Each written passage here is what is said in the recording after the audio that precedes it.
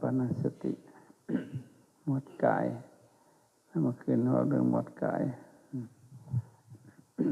กายานุปัสสนาที่แหละเริ่มตั้งแต่กายนอก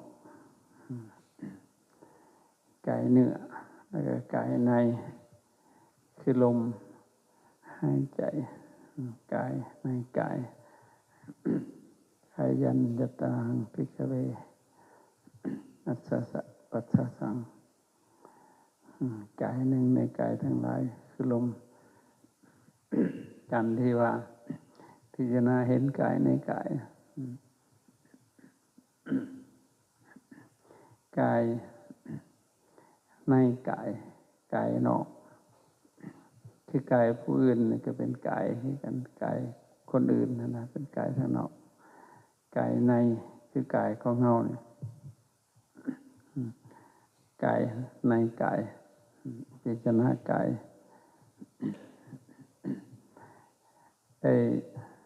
คำว่ากายเนี่ยก็คือคำว่ากายแต่ว่าพวกเราเห็นกายเป็นสิ่งอื่นบ่ได้เห็นกายเป็นกายเราเห็นกายเป็นสัตว์บุคคลเป็นอย่างอื่นนะบ่แม่นเป็นกายเราเห็นกายนี่เป็นบุคคลตัวตนจริงๆกายมันก็คือกายบ่แม่นบุคคลตัวตนนั่นแหละแต่เราเห็นเนาะกายผู้นั้นกายผู้นี้กายสัตว์เรียกว่ากายเฮาใช่ไหมจริงๆเห็นกายกับสัตว์แต่ว่ากายนั่นแหละสัตว์แต่ว่าบ่มีจิตเข้าไปปรุงแต่งกายงามกายขี้ร้ายกายอ้วนกายผอมกายก็คือกายนะสัตวากายมันมาถึงหมวดที่สองหมวดเวทนาเนี่ยก็มีสี่หัวข้อคือกันเริ่มตั้งแต่สุขะปิตินะเริ่มด้วยปิติก็มันก็เกิดจากกายระงับกายนอกกายในกายคือลมระงับจะเกิดความเย็นลงของกายลมเริ่มระงับจิตก็สิรู้สึกได้ว่ามันเกิดปีติเกิดขนลุกขนพองนั่นน่ะเพิ่นเรียกว่าเวทนาเวทะแปลว่าเสวยจิตนั่นแหละเป็นผู้ไปเสวยความรู้สึกต่างๆ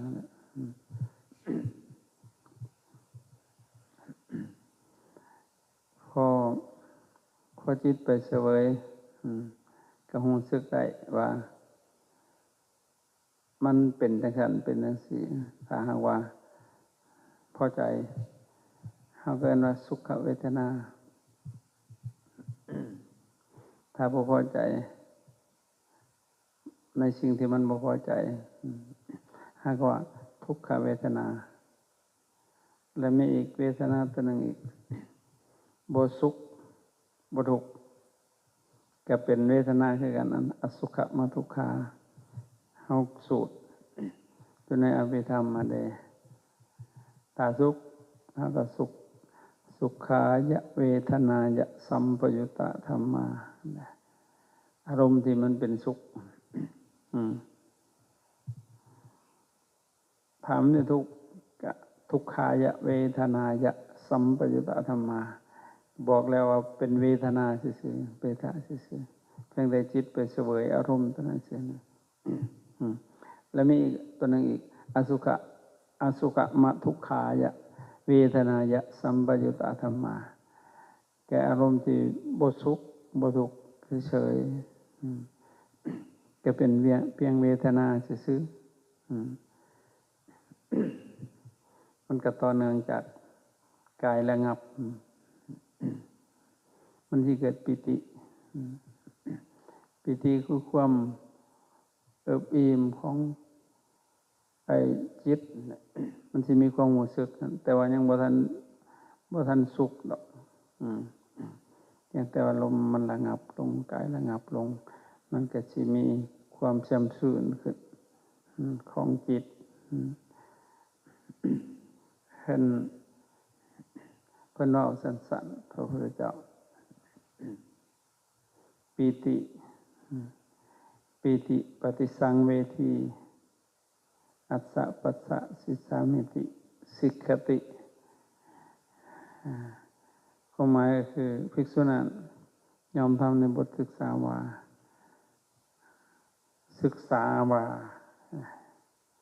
จะทำความรู้สึกนะศึกษาว่า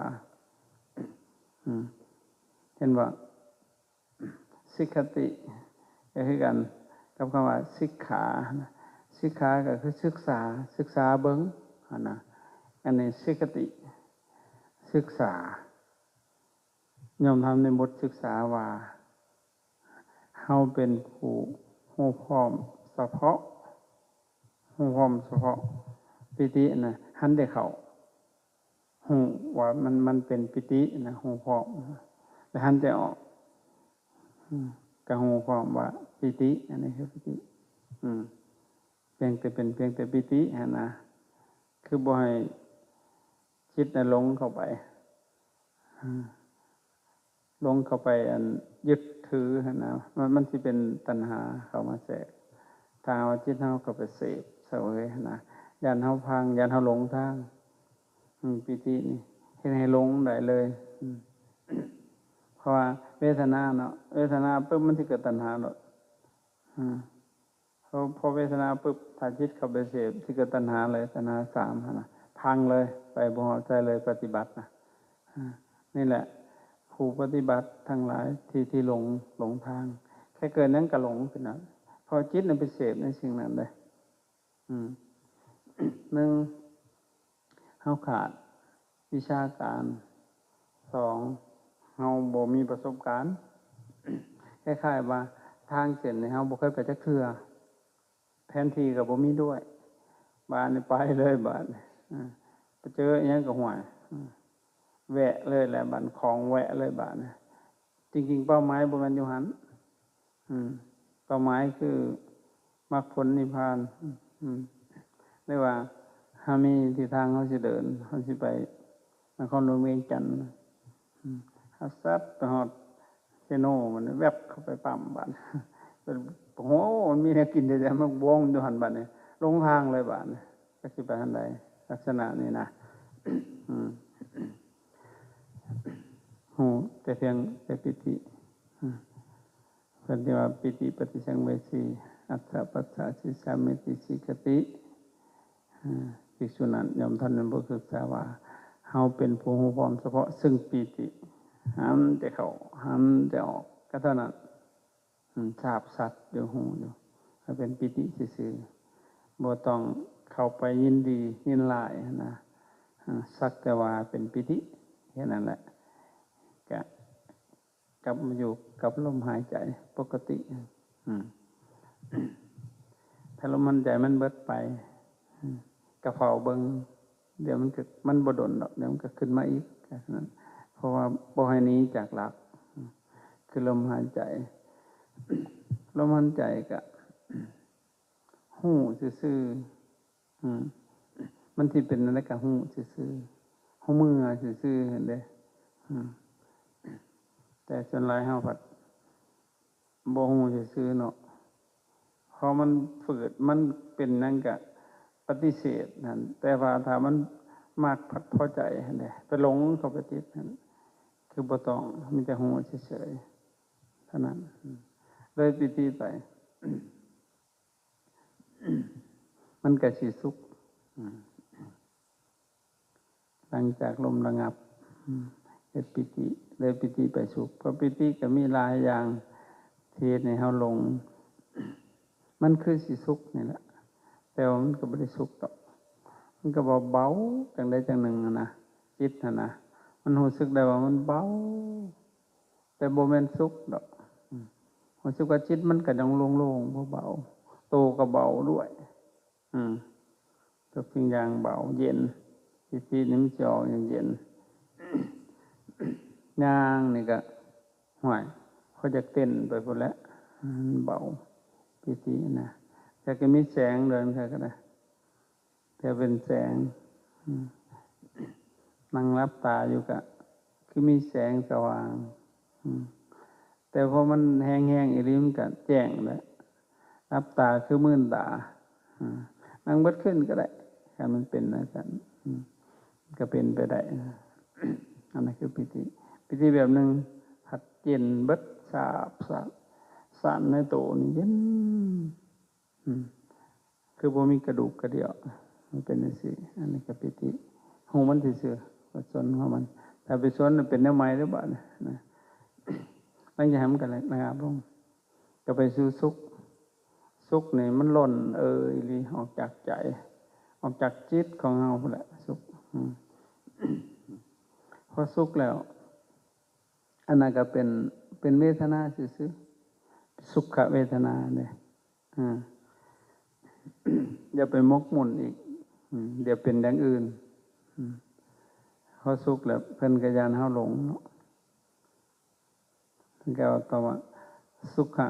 ปฏิสังเวทีอัสสะปัสสะสิสามิติสิกติหูความเฉพาะซึ่งสุขหูความเฉพาะซึ่งสุขหันแต่เข้าหันแต่ออกเท่านั้น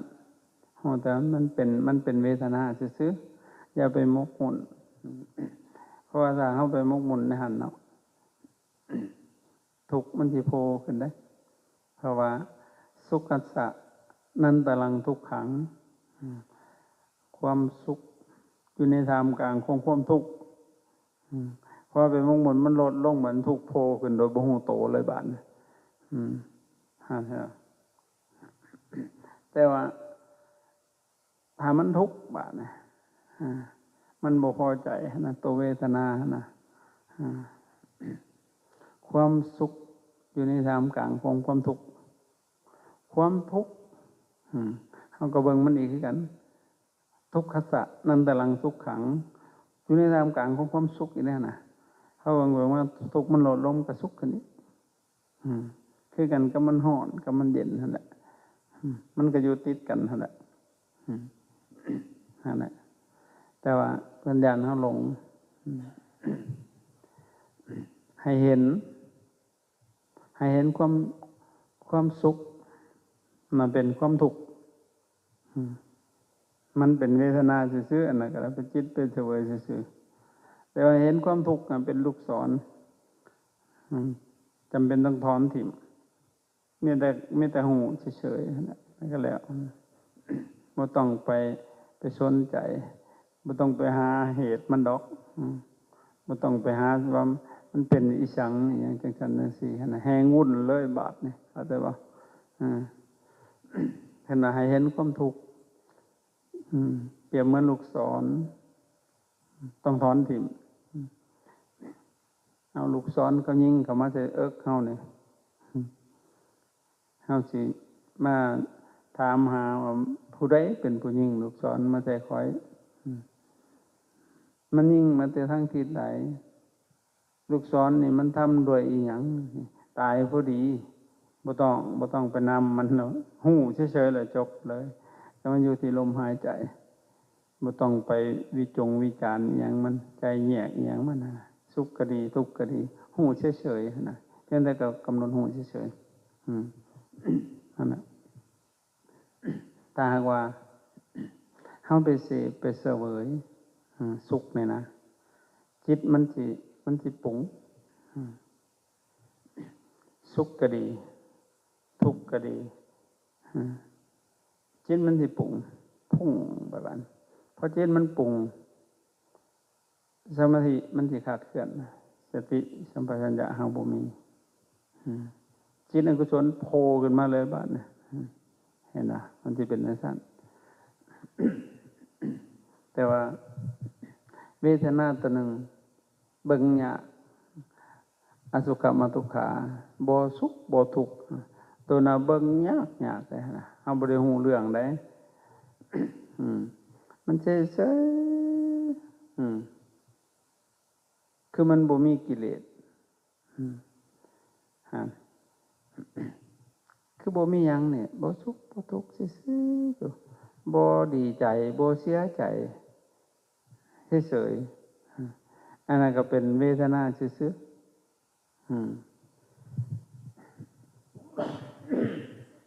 คือบ่มีกิเลสนี่แหละมันคล้ายๆกับเข้าสมาธิเข้าไปในฌานจิตมันว่างนะลงได้นะตอนนี้ก็ได้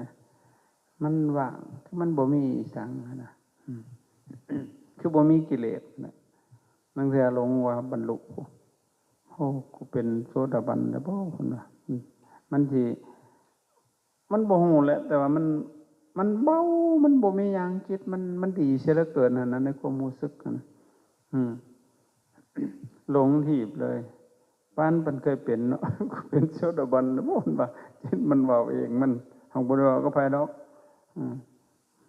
เพราะสมัยก่อนปฏิบัติธรรมิตเนาะได้ยินแต่เพิ่นเว้าเนาะบรรลุขั้นนั้นขั้นนี้เฮาก็บ่ได้ฮู้เรื่องอีหยังดอกว่าองค์ประกอบมันคือหยังมาเนาะโอ้กูโสดาบันแล้วนี่มึงกูเอาอีกบัดนี้สกิทานี่อาหน้าก่อนออกพรรษานี่ต้องได้อานาก็มีโอ้มันขี้โมจังนั้นเป็นนั่งสงบเลยมันโอ้เขาอันนิโรธสมาบัตินะมันสิว่าได้ว่านี่มันโอ้นิโรธสติเดี๋ยวมันสิตบขี้หูเพิ่นมันความละเอียดลงของจิตของฌานของสมาธิมันเฮ็ดให้เฮาหลงได้นะเพราะว่าเฮาบ่มีหลักบ่มีวิชาการมันสิเป็นไปได้ย้อนเฮาไปของแวะในอารมณ์ต่างๆนะเพราะมันเกิดเวทนามันสิเวทนาแล้วมันสิเกิดตัณหา3นั่นแหละบ่ตัวใดก็ตัวหนึ่งแหละตัณหาเลยหันไปมันสิแล่นเข้าไปอุปทานที่บัดนี้แฮงเป็นเรื่องเลยบัดนี้ก็จะเพราะฉะนั้นเวทนาแล้วบ่ให้มันสาวไปหาตัณหานะฮู้แล้วจบจัดการมันถ้ามันสุขแล้วจิตมันสิปรุงใหญ่เลยแหละแต่ปรุงในทางที่ดีแต่ดีก็บ่เอาน้ำหัวมันนะตอนนั้นนะเสียงานนี่แต่หูซื่อพอมันปรุงไปจิตมันสิเมื่อยล้าบัดนี้สมาธิสิขาดเคลื่อนบัดนี้หลงถีบเลยบัดนี้นะให้ก็เลยว่าไอ้จิตตสังขลังกติสังเวทีอัสสะปัสสะสิสามิติสิกติหมวดเวทนาตัวที่3ภิกษุนั้นยอมทำในบทศึกษาว่าเฮาเป็นผู้ฮู้พร้อมเฉพาะซึ่งจิตสังขารใช่หรอ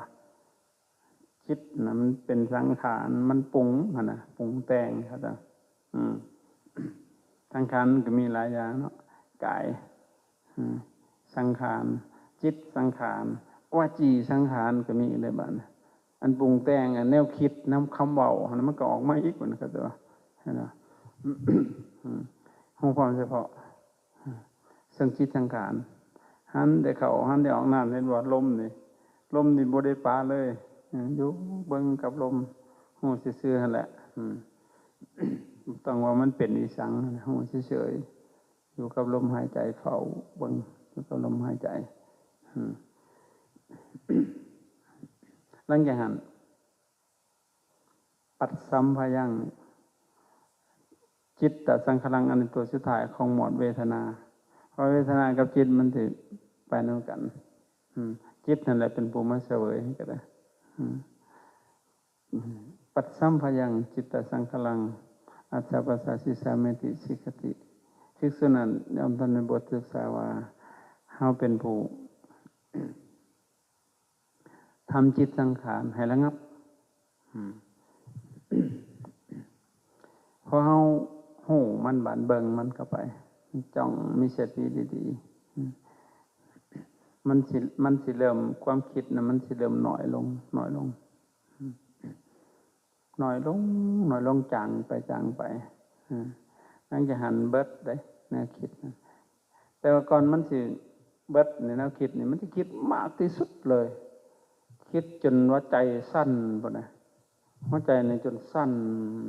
มันคิดหยังกระดอกกระเดี่ยใช่ไหมจากที่มันเคยสุขนะสงบนะพอห้าวหูเด้มันปุ่งบัดมันคิดแต่แนวอันนั้นแหละแนวดีๆแนวเสียหายแล้วคิดไปฟ้าไปทั่วทีบเลยบาดเนี่ยโมเมนต์คิดที่ซื่อได้คิดเลยไปหาเทศพร้อมในบาดเนี่ยจนสิเป็นว่าผู้เทศนะหันป่านนะร่างหันจิตมันอ่อนเพลียมันเมื่อยล้านะมันพลังมันบ่มีเด้มันบ่แม่นคิดที่ซื่อมันบ่นอนพร้อมมันสิไปเทศนั่นน่ะถ้ามันมีโทรศัพท์ก็สิโทรไปหาผู้นั้นผู้นี้โทรไปเทศดอกผู้ฟังนี่สินี้โลดแหละป๊บเบิดเลยบ่มีใครกล้าฟังต่อเพราะว่าเขามันบอกคือเพิ่นนี่เพิ่นมันผิดปกติแล้วนะเขาน่ะมันอยู่ในปกติเขาเนาะแต่ว่าตัวเพิ่นเองเพิ่นบ่ได้ฮู้ได้โอ้ยอยากให้เขาดีนะอยากให้เขาเป็นคือเพิ่นถ้าสิเป็นหนูเพิ่นดีคิดดีปรารถนาดีเบิดต่อทุกๆคนไปเห็นเขาก็อีตนเขาแต่ละเพิ่นมันเป็นแต่อีตนแห้งบัดมันเป็นปานนั้นผู้ใดนี่จะมาหลงได้ง่ายๆอันนี้นะสุขก็หลงเอาทุกข์ก็หลงเอามีแต่หลงทั้งนั้นเลยเพราะหยังเฮาบ่เคยเป็นชีวิตเฮาเนาะแนวนั้นนะเข้าใจบ่เห็นบ่มันตื่นทำหมู่ถัดตื่นทำบัดมันเป็นซั่นพอมันสิระงับบัดมันสิคิดมากที่สุดเลยแหละอาจารย์นั่งเทศมันไล่เทศให้หมู่มันบ่มีผู้ที่ให้เทศเด้นั่งเทศอยู่ในพุ่นน่ะนั่งเทศ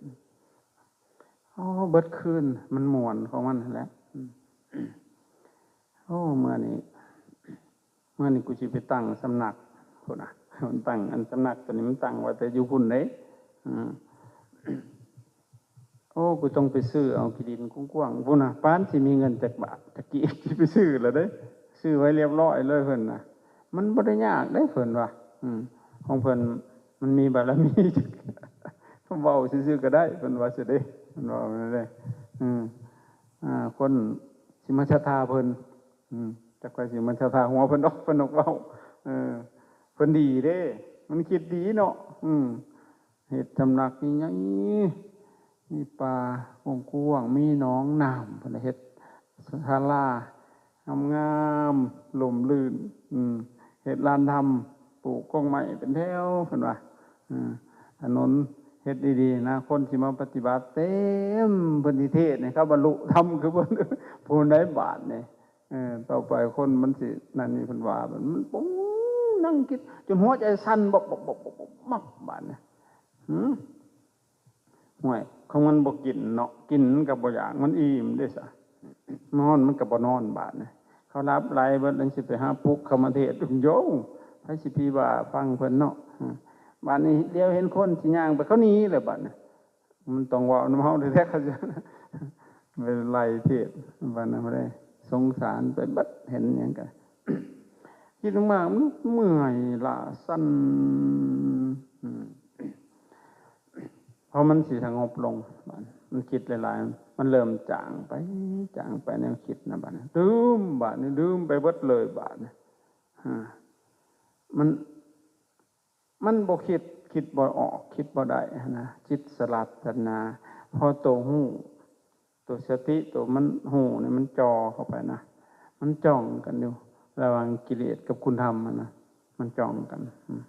มึงคิดมากกูสิหูมึงปรับลดนี่นะคนที่ถ่ายมันเลยจางไปเฮ็ดจะโลอยู่บนเอาเบิดแล้วบาดนี่ มันไปใช้เบิดอันปัญญาบักหลายหายเบิดเลยมาเฮานี่นะเฮ็ดจะโลซื่อๆอยู่บัดคิดก็บ่เป็นบาดนี่เอาคักๆจื้อยังบ่ได้เลยบาดนี่ถ้าแม่นพวกเฮานี่มานำกันนี่เป็นเพื่อนสนิทกันนี่มาเฮานี่ลืมกันเด้มาเฮานี่บ่มันก็หน้าตามันก็จำอยู่แต่ว่ามันคิดหาชื่อแล้วบ่พอเลยได้บาดนี่แล้วบาดนี้มิตรใส่หมอยแล้วบาดนะจะโลอยู่หั่นละบาดนะบ่จักหยังวันคืนก็ผ่านไปซื่อๆกินก็บ่จักแซ่บบ่จักนัวมาฮอดนี่นะกินซื่อๆบ่ฮู้เรื่องฮู้ราวหยังบ่เข้าบ่ออกอย่างมันอันตรายอีกมาฮอดนี่ก็ได้ตัวนี้ก็อันตัวนี้ก็เป็นเวทนาคือกันเด้ตัวนี้หาเบิ่งยากอีกเบิ่งยากกว่าสุขเบิ่งยากกว่าทุกข์อีกหมอนี่ฮะมันสิเบิ่งได้บัดจิตมันบ่ไปบ่มาได้บัดเพราะสติเฮามันล้วนเด้บางคนก็เป็นดลเด้แล้วแต่การสั่งสมของไว้ของมันนะแต่ว่าถ้าผู้ใดเป็นตัวนี้โดนๆหั่นน่ะเป็นเดือน2 เดือน3 เดือน4 เดือนแห่งก็ดีแห่งก็ดีคักเลยหั่นน่ะผู้ใดเป็นตัวนี้โดนๆสิระลึกชาติหนหลังได้บักหลายพุ่นตัวนี้หั่นน่ะมันสิคลีนมันสิทำความสะอาดหยังต่างๆนะครับมันคมก็ได้ว่าไงว่าหลังจากผ่านตัวนี้ไปสิจำเป็นจำเลยบัดจำจกหลอกแจกแหลกบาดนี่อันนี้ซั่นผ่านมาที่ว่าเฮาจื้อยังบ่ปานใดเด้คันเลยตัวนี้ไปนี่สิจำแม่นอีกต่างหากบ่มีลืมอีกบาดนี่แต่ละอย่างเป็นซั่นบางคนก็เป็นอาทิตย์นึงหรือว่า3 มื้อ4 มื้อ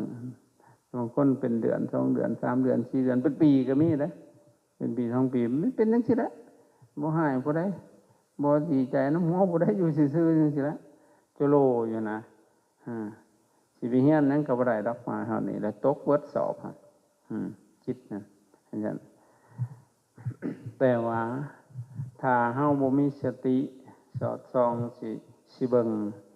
เวทนาอันก็เวทนาคือกันนะในเวทนาเฮาปัดเบิ่งบ่เป็นบาดนะแต่ว่ามันก็อยู่ใกล้ๆกันนั่นน่ะครับเด้อมันเฮาฮู้เนาะฮู้ว่าเวทนาแต่ผู้ฮู้ว่าฮู้อีกเฮายังบ่ฮู้มันอีกบาดก็จะมันมีอีกก๊อกนึงหั่นน่ะนั่นแหละพิจารณาเวทนาในเวทนาทั้งหลายครับเด้อบ่ว่าสิเป็นสุขเวทนาทุกขเวทนาอสุขมทุกขะเฮาเข้าบ่ถึงตัวนั้นบัดถ้ามันเป็นจังซี่เนาะบัดดลไปบาดมันสิตอนเนาะมันสิคลายออกมันสิโดยบ่ฮู้โตเลยได้บาดนี่พอดลไปถึงรู้สึกว่าน้อยใจได้บาดนี่เอ้ามันเกิดขึ้นมาได้อีกแล้วบาดนี่รู้สึกว่าเป็นวิวเป็นจังได๋พูดละเป็นแบบชื่อจากงุนงิดเป็นจังได๋ก็บ่ฮู้มันสิรู้สึกขึ้นกับจิตนะครับเป็นเบื่อๆบาดนี่เป็นเซ็งๆอีกได้บาดนี่เอาละบาดนี่จังนั้นก็สิหาแนวมาเล่นน้อยอีเล่นน้อยเป็นมีแนวเล่นบ่สิหาแนวมาเล่นกีฬาเล่นนั่นเล่นมันไปได้บาดนี่คือว่าจะหายได้บาดนี่เอ้าน้อยใจตัวเองบาดนี้คือตัวเองนี่เปรี้ยวพ้อยอยู่ผู้เดียวจังได๋ก็บ่ฮู้แหละมันบ่มีไผเว้านำแท้พ่อเพิ่นบ่เว้านำไผเนาะเพิ่นบ่ได้ฮู้อีหยังในตอนนั้นมันสิเป็นจังซี่จิตน่ะเป็นเศร้าๆเป็นเงาๆเป็นซึมๆคันว่าทุกข์ก็บ่แม่นมันเป็นจักสิบอกว่านั่นได้ล่ะแต่ผู้ใดเป็นนั่นแหละบ่สิฮู้ดอกเขาเจ้านี่คือเฮาบ่มีสตินี่กำหนดหูมันแล้วก็มันบ่ได้เบิ่งลมแต่ต้นเด้มาเฮานี่เบิ่งลมบ่เป็นเลยเพราะมันปาแต่ต้นมันหลุดล่ะหลังจากมันสิระงับลงมาเด้ตอนมันคิดมากๆคั่นเด้ถ้าเฮาจับลมอยู่ในลมบ่เป็นหยังเฮามาเฮานี่ทิ่มลมเลยแหละมาเฮานี่นะไปตามอารมณ์เลยละบาดนี่คล้ายๆมันล็อกไปเลยบ่จักหยังเลย เบิ่งอิหยังก็เบิ่งซื่อๆคันไม่เฮ็ดกินนี่มันเช็ดโลดจังมันสิใส่อิหยังนี่แหละบ่ครบก็แล้วกันแหละคันมันสิไปซื้อเครื่องนี่ลืมไปฮอดมันบ่แม่นลืมเท่านั้นลืมหนทางหม่องมาบ่ได้จะเข้าไปอีหยังเด้มันสิเป็นจังซั่นมาฮอดนี้ทั้งเบิดก็เกิดจากรักมันหลุดรักมันคนบาดนี้เสือกมันก็ขาดบาดสติเห็นเด้สติมันบ่มีแล้วก็จะเสือกขาดรักคนบาดนี้เรียบร้อยแล้วเนี่ยอันนี้คือหมวดเวทนาของมหาสติปัฏฐานของอานาปานสติวันเฮาเรื่องหมวดกายเนาะต่อมาหมวดเวทนานี่แหละคนสิเป็นบ้าต่อไปก็หมวดจิตนี่มันสิมาฮอดนี่แหละสิเป็นบ้าปฏิภาณเกิดวิปลาสหั่นเด้เข้าใจบ่อาตมาติดสภาวะมันเป็นวันนั้นบ่ได้หมวดกายก็เกิดวิปลาสคือกันเพราะมันเป็นต่างๆหั่นน่ะมันหลงเด้มันตื่นเข้าใจบ่ตื่นธรรมเดินธรรมมุทัศน์ตื่นธรรมพอสุโมเวทนาแล้วก็เป็นต่างๆเข้าสู่หมวดจิตนี่ก็ปุ้งสารพัดเลยบัดดังลังเทื่อนี่เศร้าเด้บ่เอาเลยแล้วบัดแต่หากบัดแล้วมันคลายออกปัดมาใหม่อีกแล้วบัดก็คือเฮ็ดเล่นนี่แหละมันสิเป็นจังซั่นตอนมันเป็นตอนนั้นมันบ่หยังมันทุกข์เด้อทุกข์จนเบื่อไปแล้วอยากตายไปแล้วมันทุกข์เป็นจังคือลงทางเบิดก็คือลมหลุดเพราะฉะนั้นบ่ให้ประคองอยู่กับลมสติเกิดนั่งขึ้นกระซังหูพอหูแล้วก็วางมาอยู่กับลมบ่ต้องถามหามันอีกว่ามันเป็นหยังมันเป็นนู่นนี่บ่ต้องสาวหาเหตุผลมันเลยนะคืออยู่กับลมหายใจประคองไปซั่นกับลมหายใจหลังจากหันก็เข้าสู่หมวดจิตก็สี่หัวข้อหลังจากมันเกิดเศร้าๆซึมๆจิตมันเงาๆงวมๆเป็นกันเลยอย่างเฮาหลงจิตตะปฏิสังเวทีอัจฉปัสสะสิสมิติสิกติหูความเฉพาะซึ่งจิตอันนั้นมันเป็นจิตซื่อบ่มีสังขารเลยมันเป็นจิตซื่อๆเข้าใจบ่สภาวะของจิตซื่อๆหูความซื่อๆจิตมันเป็นอย่างหูแล้วก็อยู่กับลมหายใจหายใจเข้าหายใจออกจิตเศร้าๆเงางวมๆทำให้จิตประโมทอีกบาดอภิประโมทยังจิตตังเห็นให้จิตมันประโมทแซมซื่นนะประลบธรรมก็ได้เรียกว่าคิดเห็นคุณงามความดีที่คนอื่นเขาจะทำเพื่อเฮาสมมติเฮาเป็นพระเนาะจิตมันก็จะได้เกิดประโมทแจ่มชื่นเบิกบานขึ้นเรียกว่าประลบธรรมกีเทนครูบาอาจารย์กีเทนพระพุทธเจ้าพวกก็ได้นะประลบธรรมจิตมันจะได้แจ่มชื่นเบิกบานขึ้นแต่ก็ทุกอย่างนั้นแต่ละหัวข้อ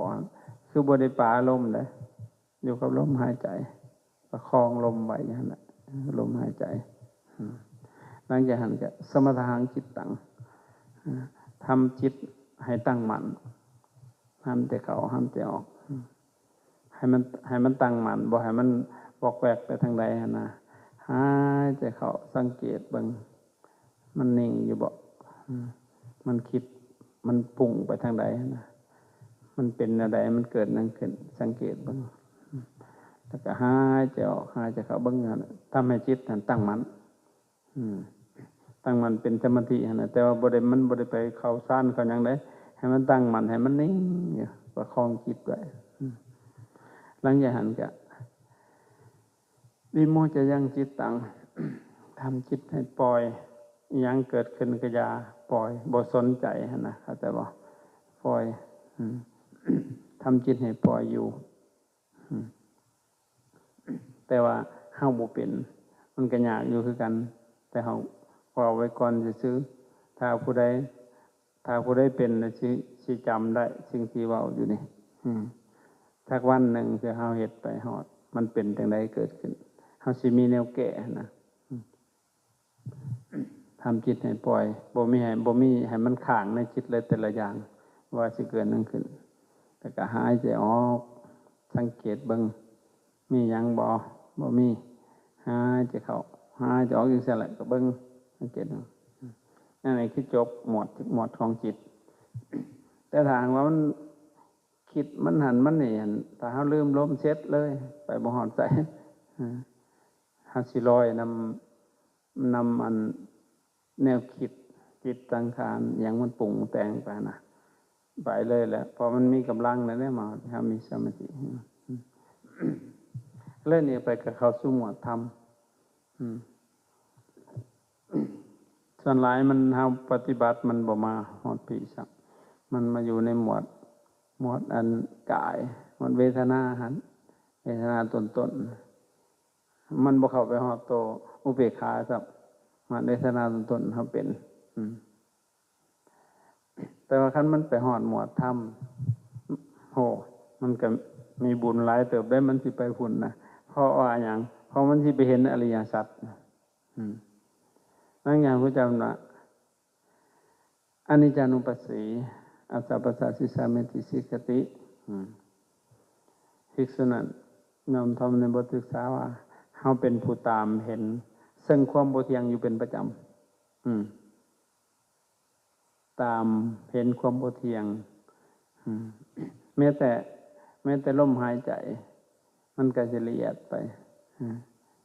มันก็บ่เที่ยงลมหายใจก็เข้าไปนั่งเทื่อก็ยาวนั่งเทื่อก็สั้นนั่งเทื่อก็หนักนั่งเทื่อก็เบาอารมณ์มันก็ได้เข้าไปสักพักหนึ่งบ่เที่ยงอีกแล้วสิออกอีกแล้วก็ออกไปแล้วแป๊บนึงมันเข้าอีกมันสิเห็นตั้งแต่ความบ่เที่ยงตัวนั้นมันบ่เที่ยงนี่วะลมนี่ก็ได้ต่อไปก็เห็นความบ่เที่ยงใหญ่ขึ้นทุกสิ่งอย่างรอบข้างเฮาบาดนี้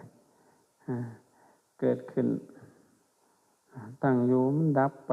มาเห็นอนิจจังได้บาดนี้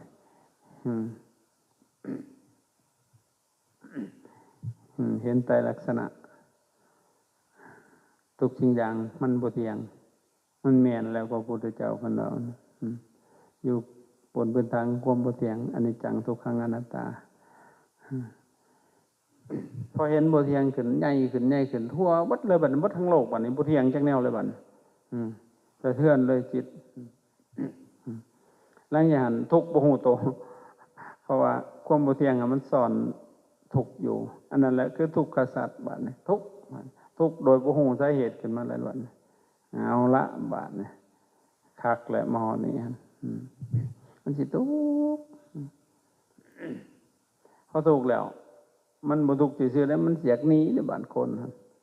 มันสิหาหนทางอันเด้พอทุกข์มันเป็นผลปรากฏออกมาแล้วนะมันสิสาวหาเหตุบาดนี้คือตัวสมุทัยสัตว์นั่นแต่มันจากหนีหั่นน่ะเสียงานเลยแหละ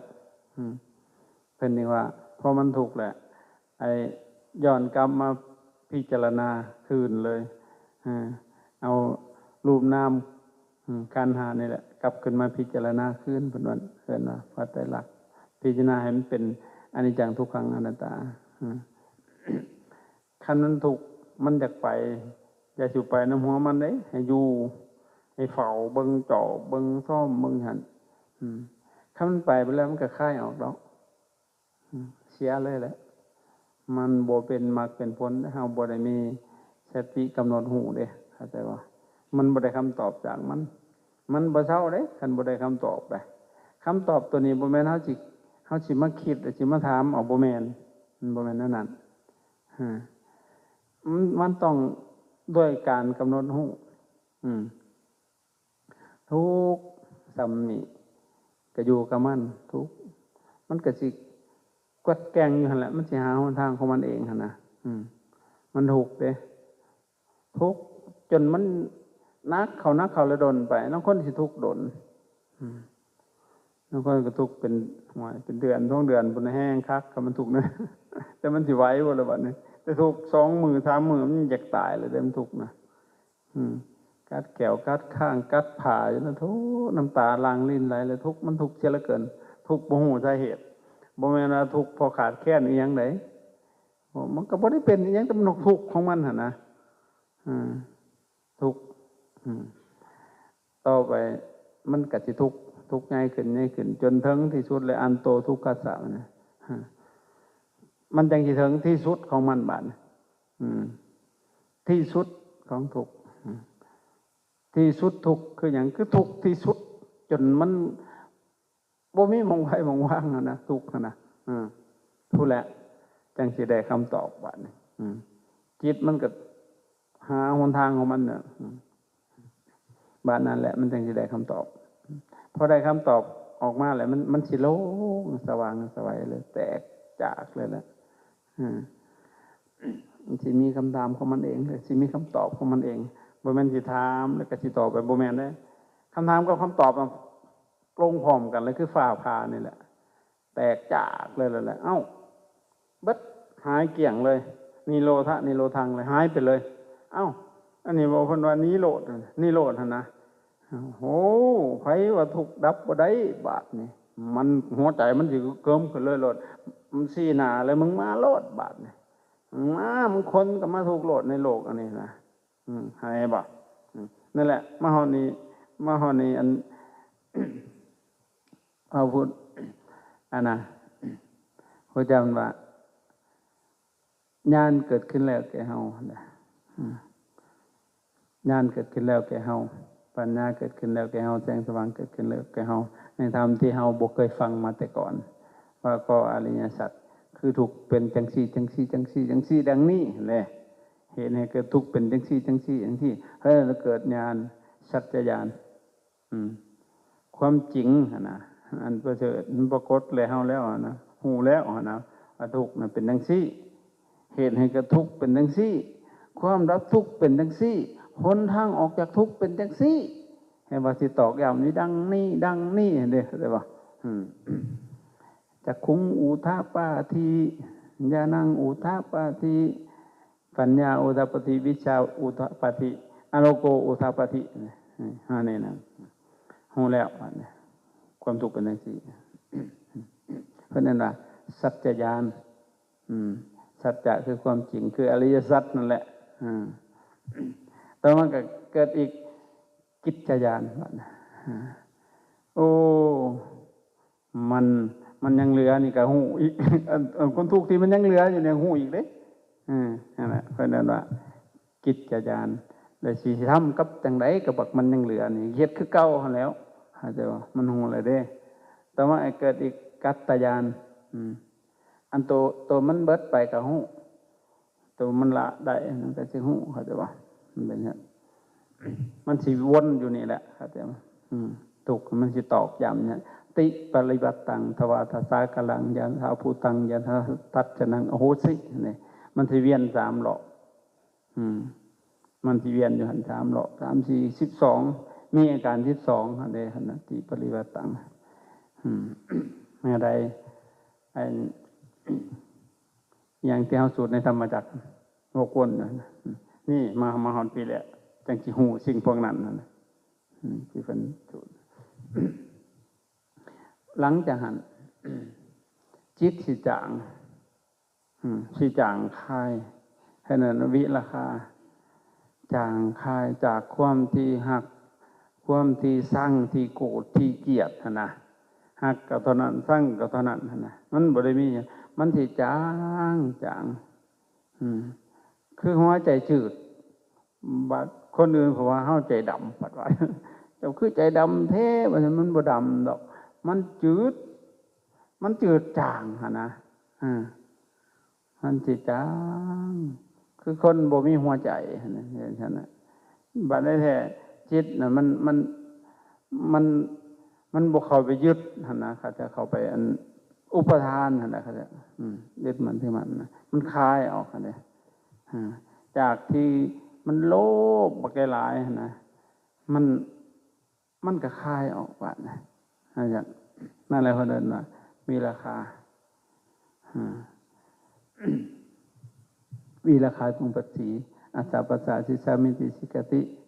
ที่สุนันนำทำในบทศึกษาว่าเฮาเป็นผู้ตามเห็นซึ่งความจางคายอยู่เป็นประจำหันแต่เข้าหันแต่ออกดังนี้เลยนะกับมาเฮานี่กับล้มหันบริปาเลยเห็นความจางคายเห็นไป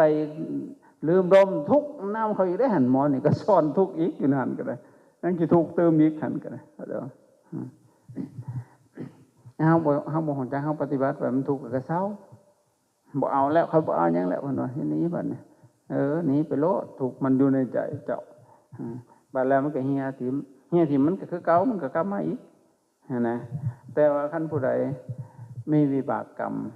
เสียเลยแหละไปบ่ได้เลยนี่แหละมันยังบ่ให้คนที่บ่ครบนะอาการ32ของทางบ่ครบหรือว่าคนที่ปัญญาอ่อนคนที่เป็นบ้านะมาบวชบ่เต็มบาทนะแต่ช่วงมาบวชได้เป็นบ้าตื้มอีกปฏิบัติมาหอนี่เพราะว่าเขากับบาปกรรมเขาอยู่แล้วเป็นจังซั่นนะบ้านนี้พอมาบวชมันสิสกัดเลยกรรมมันสิตัดรอนเลยหลดยิ่งมันปฏิบัตินั้นเห็นกับว่าคักได้พวกสิปั๊มๆเป๋อๆกลับไม่ออกคือกันได้ตั้งแต่เขาจากชวนหมู่เขาไปจากเต็มบาทนี่จะชวนมาได้บ้าตื้มนี่มันนั่งสมาธินี่เขาแต่ว่าเห็นว่าอาจารย์ตั้งบุคคลขวยอย่างนี่แต่เขาจะมาเองอย่าเขาแต่น้อยเขาสิโทษเขา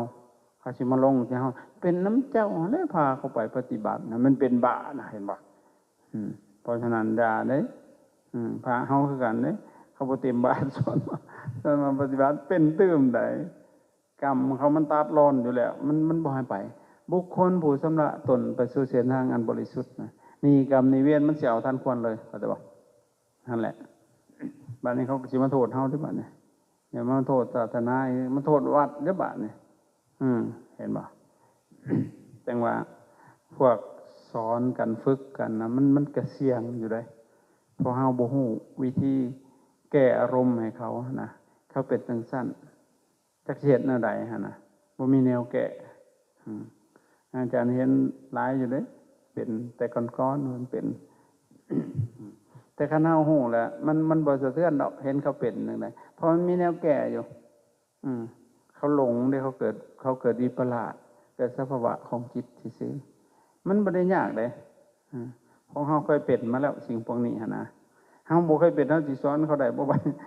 แม่นดอกก็สิย่านนำกันทำแล้วบาดแฮงเป็นพาตึมเขาอีกบาดนี่นั่นแหละแต่ว่าเห็นเขาเป็นอาจารย์เชื่ออยู่เพื่อคนอื่นหาย่านได้บาดนี่ห้องโกเก๋ๆอยู่กับมีหั่นน่ะอย่างว่าแล้วของมันเป็นสภาวะของมันเนาะแต่พอแก้ถึกแล้วเศร้าได้หายปันปิถิ่มได้น่ะมันมีหลายมีฮอดสภาวะอันเกิดความกลัวหันก็ย่านจนบ่มีหม่องอยู่คนใดมันมีหลายก็จริงเพียงมาฮอดจุดนึงเพิ่นน่ะอายเด้เขินก็มีเด้อยู่ซื่อๆเสียวๆเขินมันบ่ว่ามันจิตของคนเนาะมันสารพัดนะคันผู้บ่ฮู้ก็เอาแล้วมันเป็นบ้าบ่มันก็คือบ้าหั่นแหละจริงๆก็บ้าอยู่แล้วเนาะเฮานี่มันก็บ้าอยู่แล้วปกติหั่นนะบ้ายังบ้าอุปทานเด้ตามแล้วยังบ่เป็นอริยเจ้าเฮาก็บ้าอยู่หั่นแหละอย่าสู่เครียดได้เขาอันพี่บ้าพระพี่บ้าอย่าสู่เครียดให้เขาได้เฮาก็บ้าอีหลีบ้ายังบ้าอุปทานเลยยังมีสักยะเฮายังละสักยะทิฏฐิบ่ได้เฮายังเป็นบ้าอยู่เพราะเฮาเห็นทุกสิ่งอย่างยังเป็นตัวตนอยู่เด้ก็บ้าให้คือกันกับลายคุบเงาเอาคนลายคุบเงาคนดีบ่ก็บ้าเลยพวกเงามันก็คือเงามันบ่ได้เป็นตัวเป็นตนแม่นแต่ว่าอันนี้คือกันพระพุทธเจ้าว่ารูปังอนัตตาฮู้บ่แม่นตัวตนเด้อจ้ะห้ามว่าข่อยของข่อยเด้เฮาก็เฮายังหลงหั่นเด้แต่ว่าก็ยังบ้าอยู่ตะกี้เฮาบ่เข้าใจเขาว่าเป็นบ้าเครียดเด้ซึ่งว่านี่มันบ่เครียดแล้วก็แม่นของเขาว่าตึกพระพี่บ้าก็เขาว่าอาจารย์เขาปวดพี่บ้าเฮ็ดบ่ได้คือหมู่ก็บ้าแบบข่อยนี่แหละก็บ้าแบบเฮาอีหลีหั่นนะมันก็บ่ได้คือเขานะแต่ก็บ้าแบบเฮานี่มันก็ดีอยู่นะที่เข้าข้างตัวเองจักหน่อยแน่เพราะฉะนั้นหมู่ปลาลมหายใจคันลืมลมเสร็จแล้วแหละมาเบิ่งลมอยู่กับลมหายใจ ถ้ามันจางคายมันก็เกิดต่อขึ้นอีกมันพัฒนาต่อไปหาจิตหลังจากมันละมันถอนกาสิเกิดนิโรธาบะเนี่ยบิลาคาเกิดนิโรธานุปัสสีอัตตปัสสสิสามิติสิกติภิกษุนั้นยอมทำเป็นปฏิสาวาเฮาเป็นผู้ตามเห็นความดับบ่เหลืออยู่เป็นประจำหันแต่เขาหันแต่ออกหันแต่เขาดังนี้คืออยู่กับลมหายใจนะมันก็ดับเนาะเฮาเป็นบ้าเองอีหยังมันเกิดขึ้นแล้วมันก็ดับเนาะมันก็ไปดับของมันเองทุกทิ้งอย่างนะมหาในจิตมันเบิ่งเลยเด้มันก็ค่อยตามสิ่งของนั้นตอนนี้มันอยากให้มันดับเชิญมันสิดับมันเห็นก็เกิดขึ้นตื้มแม่นตัวเพราะว่าตัณหาอุปทานมันเลยตัวมันด่าเนี่ยเนี่ยไม่เห็น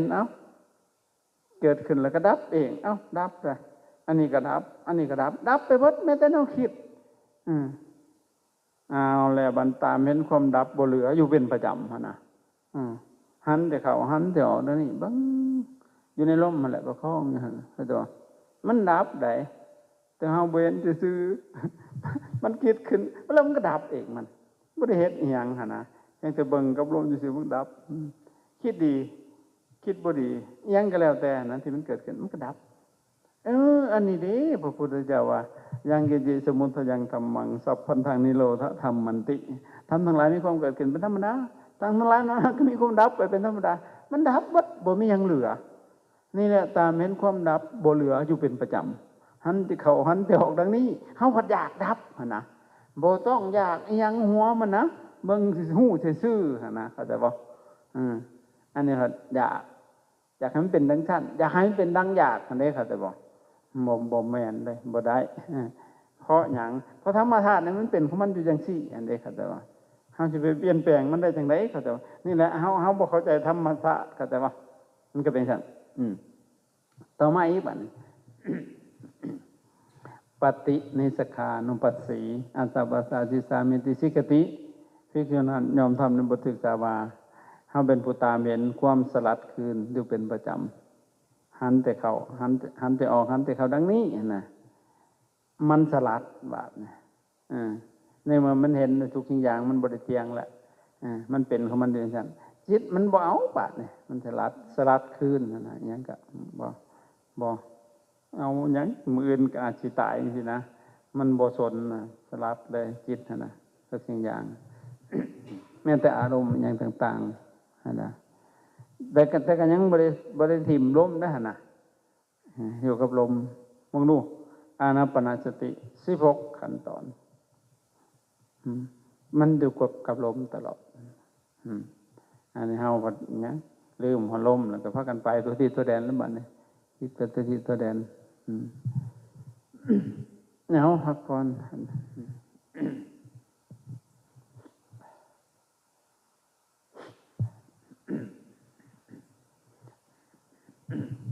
อื่นก็สิไปงานมื้อสุดท้ายเนาะ